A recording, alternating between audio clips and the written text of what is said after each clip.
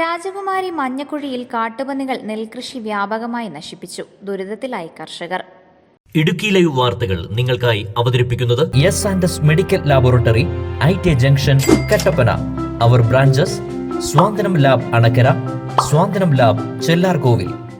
വിളവെടുക്കാൻ ദിവസങ്ങൾ മാത്രം ബാക്കി നിൽക്കെയാണ് രാജകുമാരി ഗ്രാമപഞ്ചായത്തിലെ മഞ്ഞക്കുഴി പാടശേഖരത്തിൽ കാട്ടുപന്നികൾ വ്യാപകമായി നെൽകൃഷി നശിപ്പിച്ചത്. ഇത്തരത്തിൽ കാട്ടുപന്നികളുടെ ആക്രമണം മൂലം പലരും കൃഷി ഉപേക്ഷിക്കുന്ന അവസ്ഥയിലാണ്.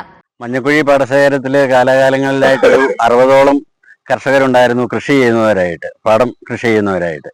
ഇപ്പോൾ ഈ വന്യജീവികളുടെയും ക്ഷുദ്രജീവികളുടെയും ശല്യം സഹിക്കവയ്യാതെ വന്നതുകൊണ്ട് കൃഷിയിൽ നിന്നും പലരും പിൻവാങ്ങിയിരിക്കുകയാണ്. അവർ മറ്റ് വിളകൾ ഏലത്തിലേക്കൊക്കെ തിരിഞ്ഞിരിക്കുകയാണ്. ഇപ്പോൾ ഞങ്ങളൊരു 6-7 പേരാണ് ഈ ഭാഗത്ത് കൃഷി ചെയ്യുന്നുള്ളത്. കിഴക്കേ ഭാഗത്ത് കർത്തടം ഭാഗത്തായിട്ട് ഒരു 6 പേരും കൂടെ കൃഷി ചെയ്യുന്നുണ്ട്. 15 പേരാണ് മൊത്തത്തിൽ നെൽകൃഷിയുള്ളൂ.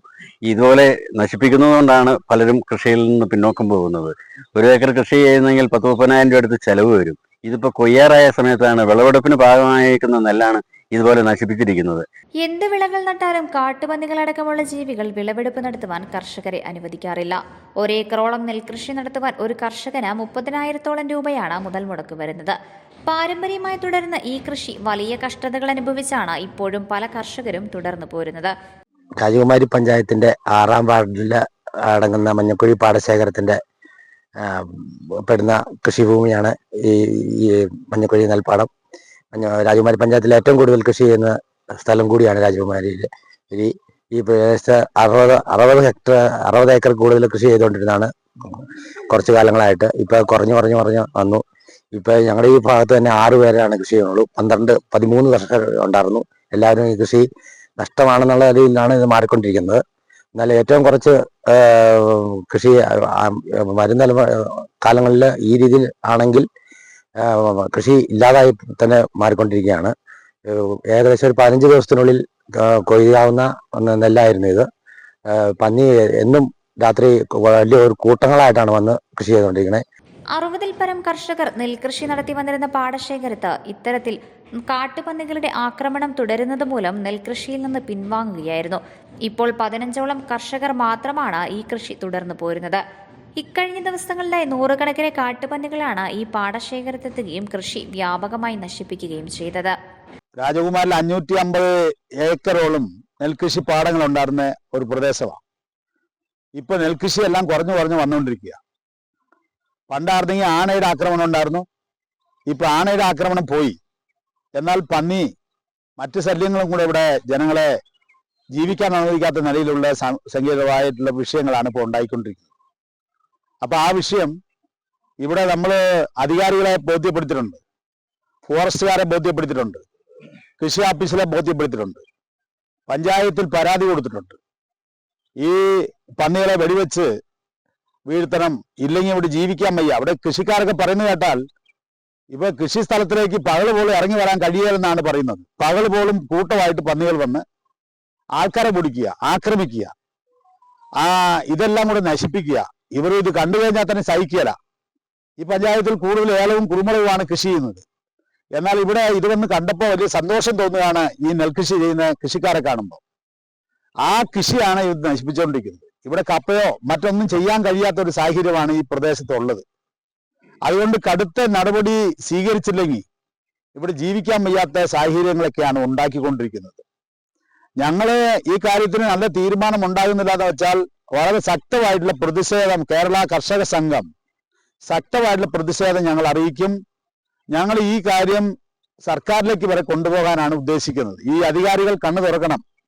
കണ്ണു തുറന്ന് ഇതിനെ പിടിച്ചു നിർത്താനുള്ള സംവിധാനം ചെയ്യണം.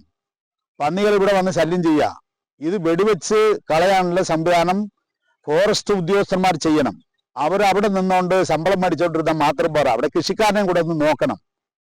ബന്ധപ്പെട്ട കൃഷി ഓഫീസ് അവർ ഇതിനെ വ്യക്തമായിട്ടുള്ള നഷ്ടപരിഹാരം കൊടുക്കാനുള്ള സംവിധാനം ചെയ്യണം.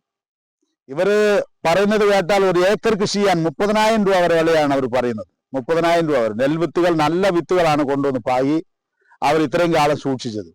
കൊയ്യുന്ന സമയം 10 ദിവസം നിൽക്കുമ്പോഴാണ് ഇതെല്ലാം കൂടെ നശിപ്പിക്കുന്നത്. അപ്പൊ ഇതിന് എത്രയും പെട്ടെന്ന് തന്നെ അതിന് നടപടികൾ സ്വീകരിക്കണം എന്ന് ഞങ്ങളും കൂടി പരാതിയിൽ ഉൾപ്പെടാൻ പോവുകയാണ്. 15 ദിവസത്തിനുള്ളിൽ വിളവെടുപ്പ് നടത്തുവാൻ പാകത്തിന് വിളഞ്ഞു നിൽക്കുമ്പോഴാണ് പാടശേഖരത്ത് ഇത്തരത്തിൽ ക്ഷുദ്രജീവികൾ വിളവ് നശിപ്പിച്ചത്. കഷ്ടപ്പാടുകൾക്ക് യാതൊരുവിധ ഫലവും ലഭിക്കാത്തതിനാൽ വലിയ നിരാശയിലാണ് ഇവിടത്തെ കർഷകർ.